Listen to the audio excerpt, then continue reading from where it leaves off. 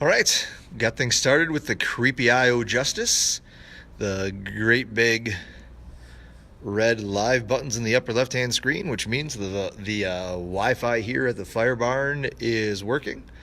Excellent. So we are off to an exponentially better start than we were the last live I did from the fire barn. So great. We'll give folks a couple minutes to populate it. Looks like some folks are popping out. Greg, I see you there. I'll be talking about you later, so your ears must be burning. How's everybody doing? Happy New Year. It's 2019. Weird. Remember when 2019 was the far future? I believe Blade Runner was set in 2019, and The Running Man was set in 2019, so it's weird to actually be in 2019, and well, it's kind of sad to not have flying cars or replicants, but I guess we could do without replicants. So awesome. It's Friday night. Thank you for giving me a couple minutes of your time. I hope you are set to enjoy a killer weekend. And I hope for most of you watching this, so it's 6 o'clock Central Standard Time. So across most of America, at least, pardon me for my international viewers, it's Whiskey 30 someplace. So thank you for giving me a couple minutes of your Friday nights. And I hope you are going to have a ton of fun this weekend. Hey, and we got international viewers watching too. So good morning, Marcus. I'm glad you're up late. Or early, depending on your perspective. It's a little view of my freedom blanket. Awesome. So we got some people tuning in. Thanks a lot. And let's get the ball rolling. So, I mentioned it's Friday night. Welcome to Live from Violence Dynamics. It's Friday night. This week, it is my honor and duty to to host the show, and riffing off of what Randy talked about last week, of not just the things you're going to do in the next year, but things you can outsource in the next year. One of the things that I am striving for is to work harder and not smarter. The opposite. Let's rewind that a little bit. We can edit this, right? Because it's live. One of my goals is to work smarter and not harder. And what I mean by that is there's a finite amount of time that I have to give to my not police job. And the time I have for my not police job this week is focusing on projects that are coming due really quick in the next 2 weeks. So instead of taking time away from prepping for those projects to prepare for this live, I think it makes the most sense to use this live to talk about those projects and how those projects affect everybody. So the topics I want to talk about today, two for the price of nothing, because it's a free website, is getting information. And what I mean by information is getting that hard-earned information about how violence happens in the world to those that need it the most, because they're the most likely to face this type of violence, and or they're the most likely to face this type of violence ... again. Especially the people in that group that might not seek this training out for themselves. Right, so that is a big, broad strokes goal that I'm just like an elephant, right? Taking it into small bites. That's the only way to eat it. But that's what I'd like to talk about today. The other thing I'd like to talk about today is emotional control, because that is some of the information, hard-earned, real-world information that I would like to get to folks that need it the most. So one of the value-added reasons why we have lives once a week as opposed to just videotaped material is that there is that potential for interaction. So it looks like we got 5 people watching at home. Thank you for watching at home. Before we get into it today, I would like to ask a question so you have time to process it and think about it. And you can please put your answer into the comments, and then when after we get into the topic and you have time to write it down, when we're done with the topic, I can read the answers to your question. Fair enough? Awesome. So The question that I have for everybody today, because we will be discussing emotional control if everything goes my way, is how do you, not how does one, but how do you personally, recognize that you are becoming adrenalized? Like, what tells do you have that you're feeling the symptoms of emotion? And as mentioned before, the reason why we do lives is because the interaction is valuable. So please share in the comments. Don't be shy. You're not. I'm going to be talking for a half an hour, so it's going to be impossible for you to look dumb. So don't worry about that. Don't be shy, and also, if you don't have a readily available answer to that question, that's perfectly fine. No professional always knew what their tells were, or no professional always knew what that felt like. They had to consciously catch themselves doing it so that they could recognize that in the future. So if you don't know what your personal tells are, if you don't know what that feels like to you, in the comments, please add how you plan on finding that information out and what you can do with that. So I would never ask of you to do something I want to do myself, so I will get the ball rolling. What are my tells? My tells, besides the obvious that happens to everyone, and we'll discuss that later, as your heart beats faster, your hands get sweaty, you get butterflies in your stomach, or your stomach feels churning. One of my tells that I can see, and then, I need to control my emotions, or I need to have a partner come and deal with this because that monkey's starting to squeal in my ear. And if the monkey's squealing, then the human isn't calling the shots, and we want the human trying to find a human level win, right? So one of my signs, I talk with my hands when you see me live quite a bit, but when I really start gesturing with my hands, and my hands come up almost like we have like stereotypes of how Italian Americans talk with the hands. No offense to my friends in Boston. That's when I see myself doing that's when I have to kind of take inventory of how I'm feeling, and if I'm no longer dealing with this logically, and if the monkey's calling the shots, by definition, you're not dealing with it logically. So, right, so. Sorry, I got a little upset there. Maybe you would talk to my partner here while I go someplace and not strangle you. Cool. So, if you would, please take a time to process the question and write your response in the comments. I see. So, try not to have my focus split. From your perspective, you can't see this, but right about here, right about where my beautiful mustache is in my screen, is where comments are starting to come in. And fantastic, I appreciate it. I will read those comments when we're done with the basic topics that we're going to discuss today. Cool. So, thank you kindly for giving me some time. Thank you kindly for interacting. We will get to that in a moment. So, topic number one today then is getting information to folks that need it the most and might not seek it out for themselves. If you've heard me, if you've been to Violence Dynamics, if you've watched any of these lives, you probably heard me say that statement in one way or another many times. And it's kind of time to put up or shut up. So I've been fortunate that the people that need that the most, that might not seek it out themselves, I've had an opportunity to get information to them because, but it's like the shampoo commercial. One of their friends received that information and thought, hey, this person could really use that. And because they had that close friendship and that trust, they brought that person into what has to be a fairly scary environment and made it as comfortable as this uncomfortable environment can be so they can get that information. And I think if you talk to any of the Violence Dynamics instructors, that's been our biggest successes, or that's been the successes that we take the most pride in. So when there's the days where folks are jet lagged and tired, and there's 5 plates spinning, and there's life stuff and family stuff, and you have to find the energy to put into helping other folks.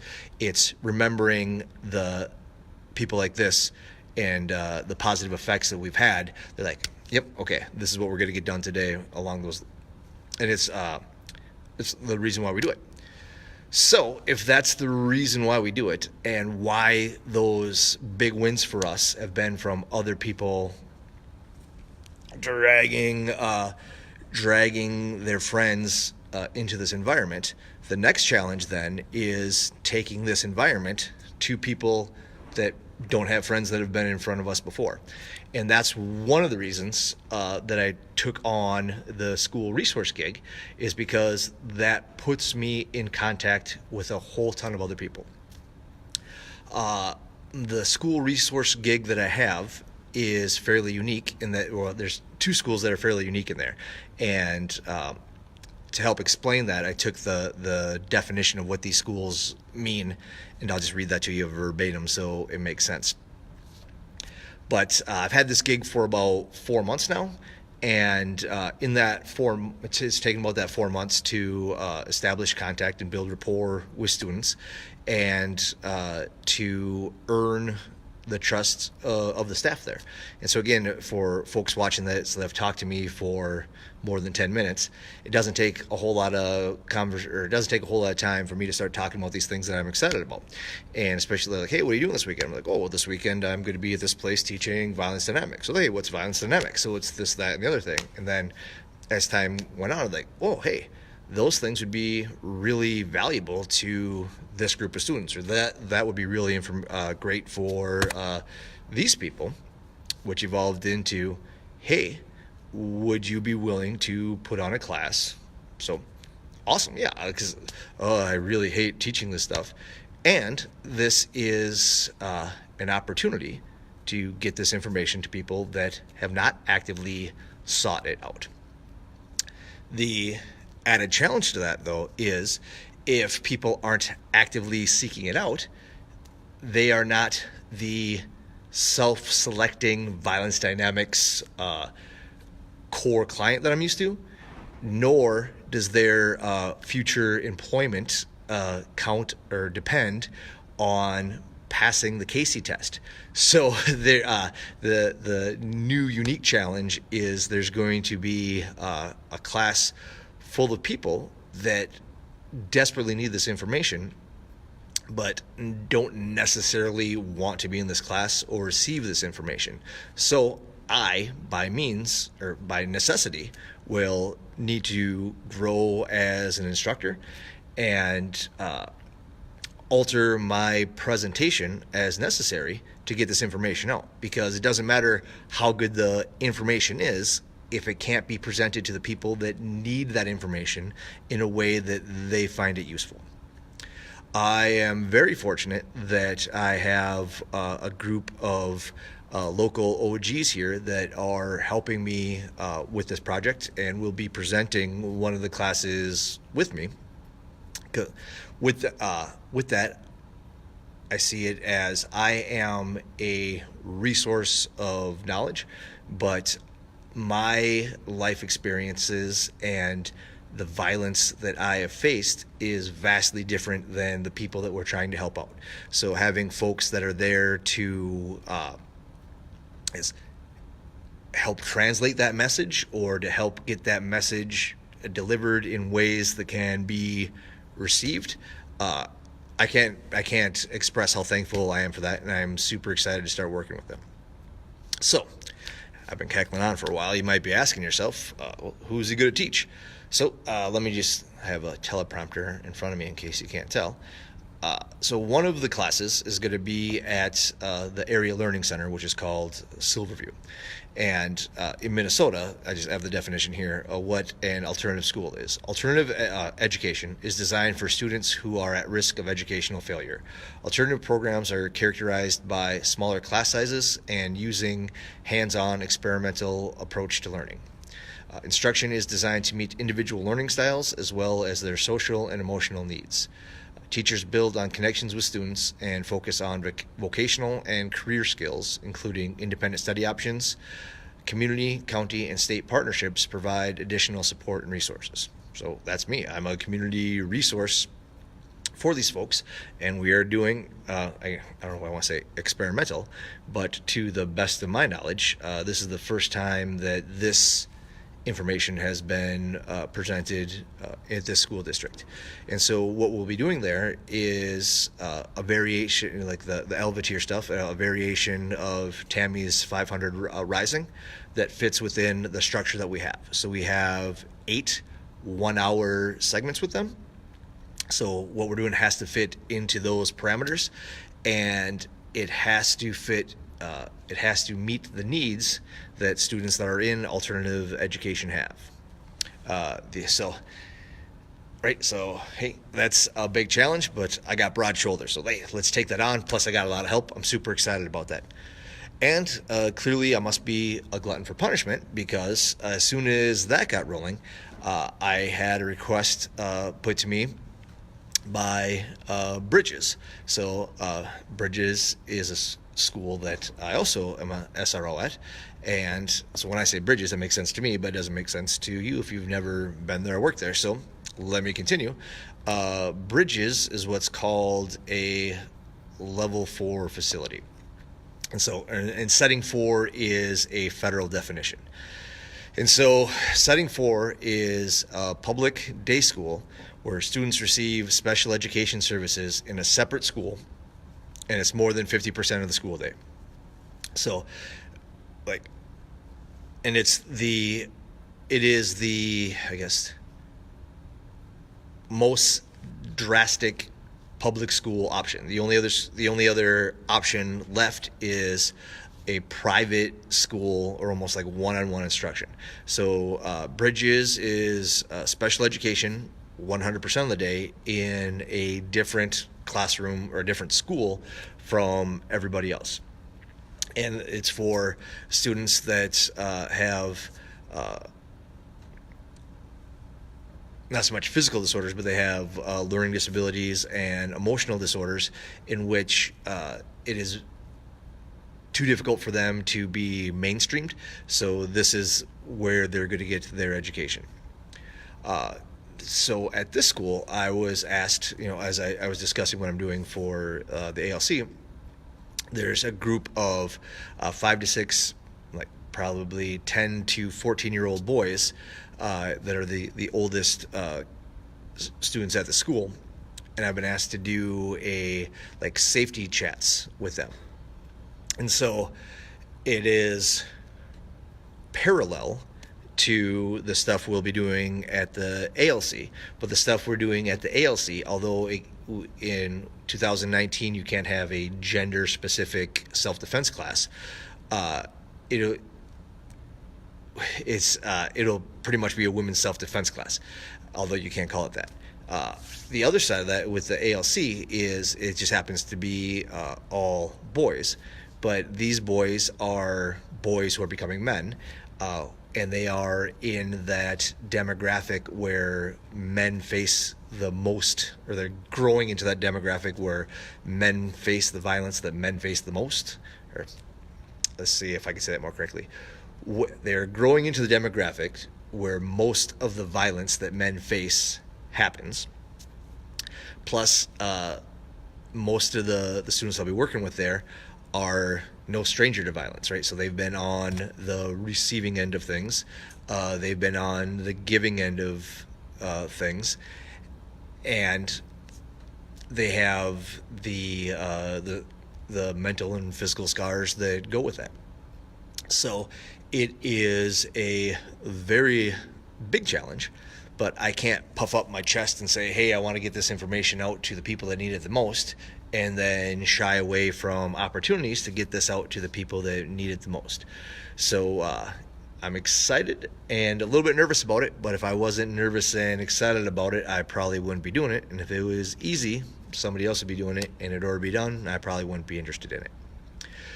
Cool. So why I even bring this up, or how these two things tie together, is one of the first lessons that we will be discussing with both groups is recognizing what emotion feels like, and then being able to mitigate its effects.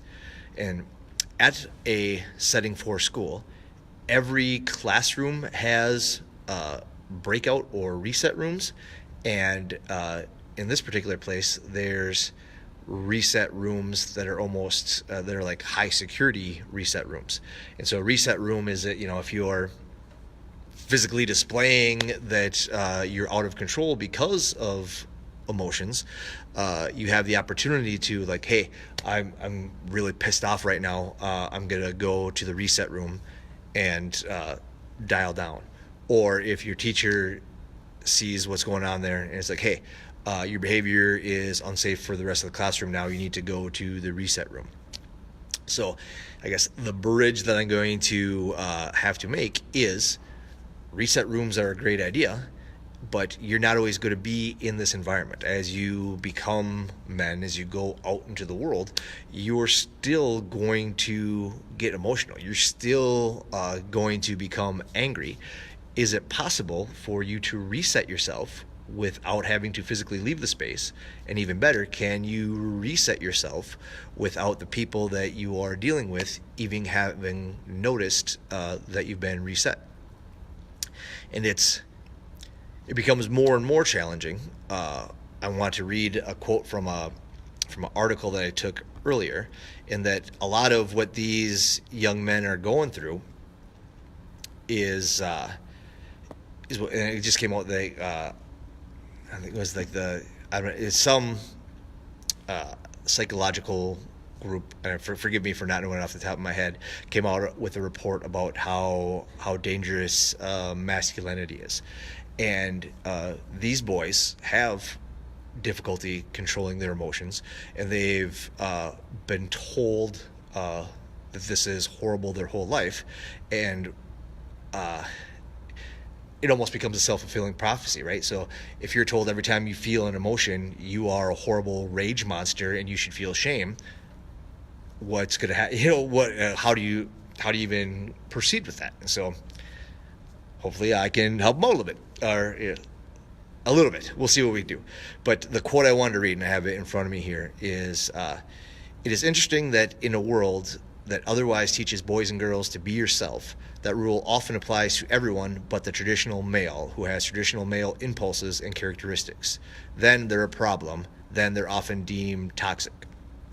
So my goal with this is, or my challenge also will be, to help them understand that they are not toxic, that emotion is natural, and to encourage them to harness these natural impulses that they have in positive ways, right? So it's perfectly natural to become angry. There's nothing wrong with becoming angry.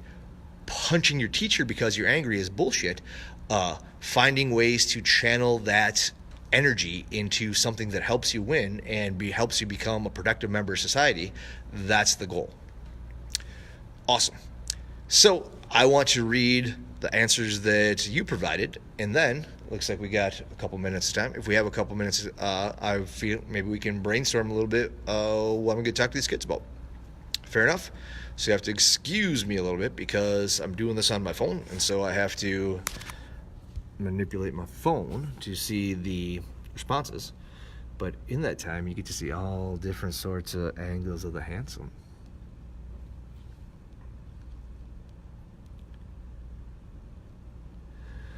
All right. Our first response we have for how do you recognize that you are becoming adrenalized, or how do you recognize the symptoms of emotion, for lack of a more eloquent term.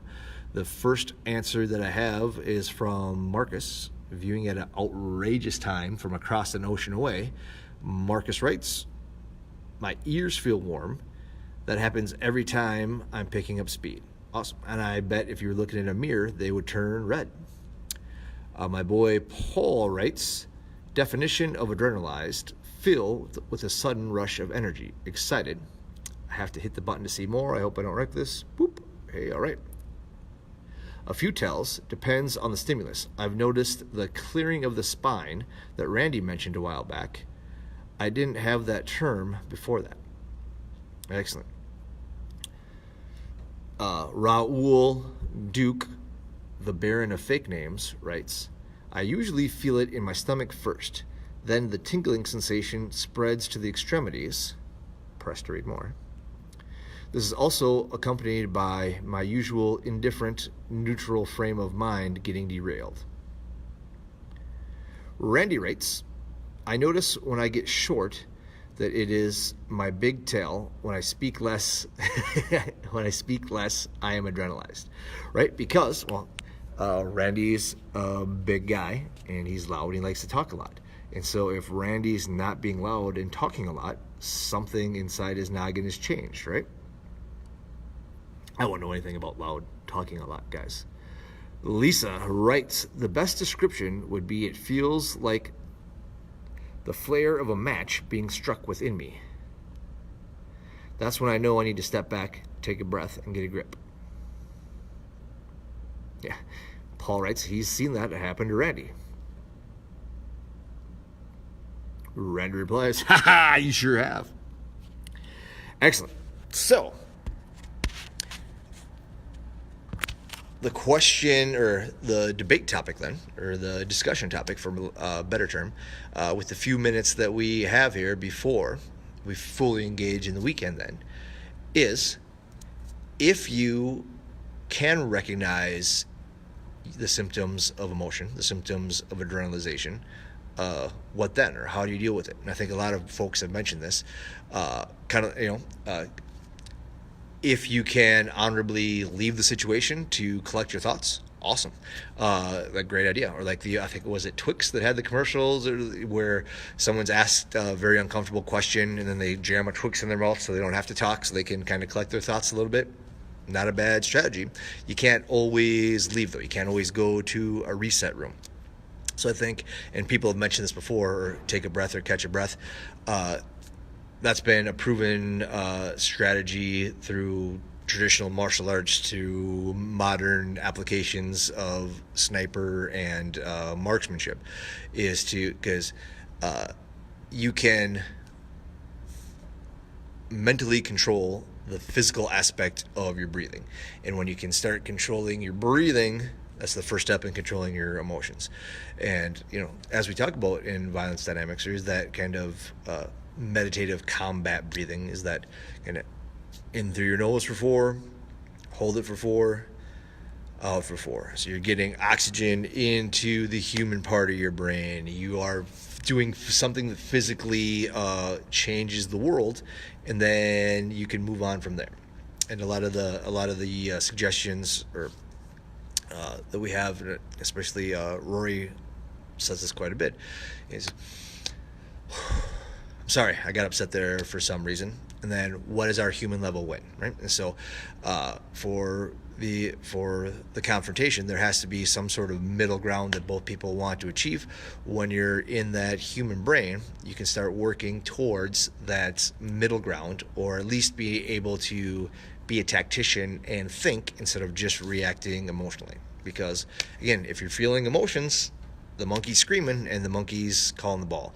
If you can take some deep breaths and start to strategize, or even if you have to trick your monkey into how the best way to win is to win by letting the human take over, awesome. As long as you're achieving what needs to be achieved, great. Cool. I got to everything that I wanted to get today. I appreciate everyone giving me a couple minutes on your Friday night. The crew that is helping me with the ALC class is on their way into the fire barn right now, so I'm going to start wrapping things up. I was live tonight. Randy was live last Friday, so I believe Tammy will be live next Friday if the circumstances allow. Otherwise, we will adapt on the fly and we'll let you know. Also, we are pushing forward and dedicated to providing worthwhile content on the Facebook page every week. So besides one of us doing a live, all of us will be providing at least one item of content that we can talk about online and interactive things all week. So I'm super excited about that. And clearly, I think 1 month from now, on the 11th, we will be outside of London for Violence Dynamics UK. So cool. I can't express how excited I am about that. And because our host there, John, has done such an outstanding job of logistics, I don't have to waste a second of brain sweat on it. So I can fully fledged, balls in, if you would, focus on our next adventure after that is Violence Dynamics DC early this spring. So plug, Violence Dynamics DC. I'm a competitive guy. John sold out a Vio die. I can't not sell out a Vio die after that. So if you are on the Eastern Seaboard, come visit us at Tammy's gorgeous new training facility. We are going to have a fantastic Violence Dynamics seminar. And if you've been there before, we get to shoot guns at one of the coolest ranges I've ever been to, and I've been to a lot of ranges. So if I had never heard of Violence Dynamics before and there was an alternate version of me, I would be super excited about going to this, and so should you. Come to this, and I will see you there. Seeing no further then, and because I've got lots of work to do before I get to go to sleep tonight, I'm going to sign out. So again, have a great weekend. Thank you for giving me some time on your Friday. Thank you for answering the questions that I put forward. If you're not watching this live, please continue to play along as if it was live when you watch this. I always get informed when new comments are on there, so we can, instead of interacting via the camera, we can interact via the keyboard, and we can keep the network flowing. So again, Happy New Year. Thank you very much. And as always, I will treat you to the creepy eye on the way out. Good night, everybody. Casey's watching you.